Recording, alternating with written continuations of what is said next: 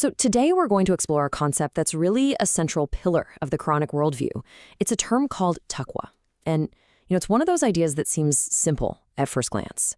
But the more you unpack it, the more you realize it touches on the absolute deepest aspects of our consciousness, our ethics, and even what it means to build a truly just society. Right away, though, we run into a bit of a challenge. The most common way you'll hear taqwa translated into English is fear of God, and that immediately raises a really important question. Is this profound spiritual concept really about an emotion like dread, or is there something much, much deeper going on here? Well, when you put the two concepts side by side, the contrast is just stark. The common idea of fear, that suggests the passive emotional state, doesn't it? Apprehension, maybe even terror. But the Quranic concept is pointing somewhere else entirely. It's about intellectual vigilance, an active consciousness. It's this deep awareness of the natural and moral laws of cause and effect that operate within a divinely ordered system. So this brings us to a much richer, more accurate understanding. Taqwa is an active, constant state of God consciousness. And I find this idea of it being a protective shield just incredibly powerful. It's not some restrictive barrier that hems you in. It's more like a source of inner strength, of moral clarity. It's a guide that protects us from the very actions that would cause harm, both to ourselves and to the world around us.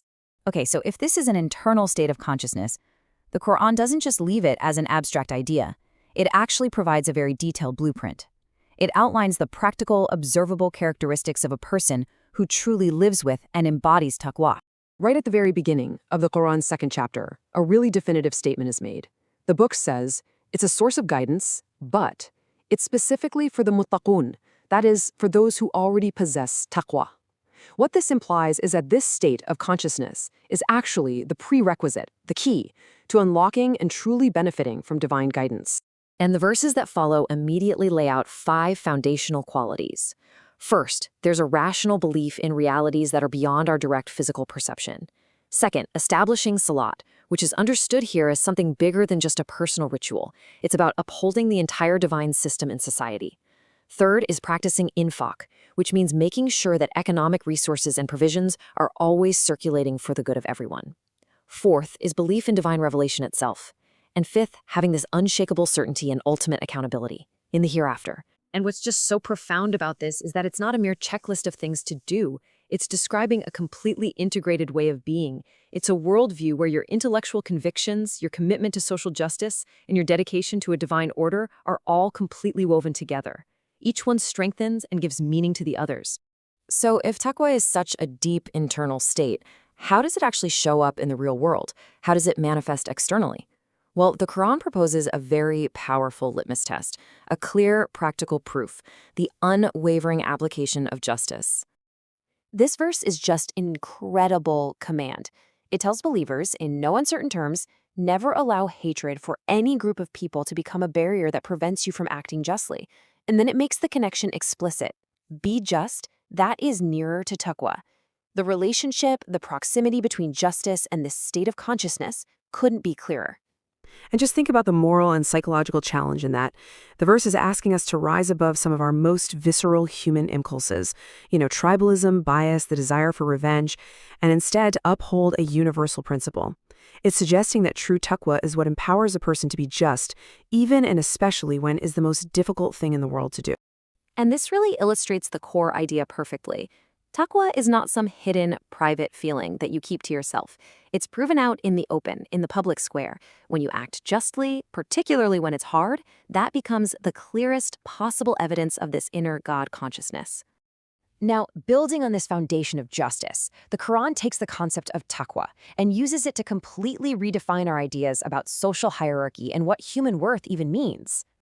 This verse is addressed to all of humanity. It starts by acknowledging that we were created as diverse peoples and tribes so that we could get to know one another. But then it declares a radical new standard for what it means to be noble. Indeed, the most noble of you in the sight of Allah is the most righteous. So the most honored person is simply the one with the most taqwa. The social implications of this are they're revolutionary. It makes all the usual markers of status, things like race, lineage, wealth, nationality, completely irrelevant to a person's ultimate value. It presents this incredible vision of human equality, where the one true measure of your worth is the degree of your conscious, righteous living. So true nobility in this view isn't something you inherit through bloodlines or wealth, it's something you cultivate through consciousness. Taqwa becomes the very foundation for a society that could be free from prejudice, free from all the artificial divisions that have caused so much pain throughout human history. So, as we start to bring all these different threads together, we can see that Taqwa isn't just a single idea. It's a rich, multidimensional reality that really touches every part of the human experience. Let's just summarize the journey we've been on. We saw that Taqwa begins as this inner intellectual vigilance. From there, it becomes the bedrock for all ethical action. It acts as the driving force for universal justice, and it redefines the true measure of human nobility. And through it all, it serves as that protective shield against moral deviation. And maybe the most important insight of all is that this isn't some static state you just achieve and you're done. It's a dynamic, continuous, lifelong journey. It's the process of constantly returning to this state of awareness, of recalibrating your moral compass again and again and again.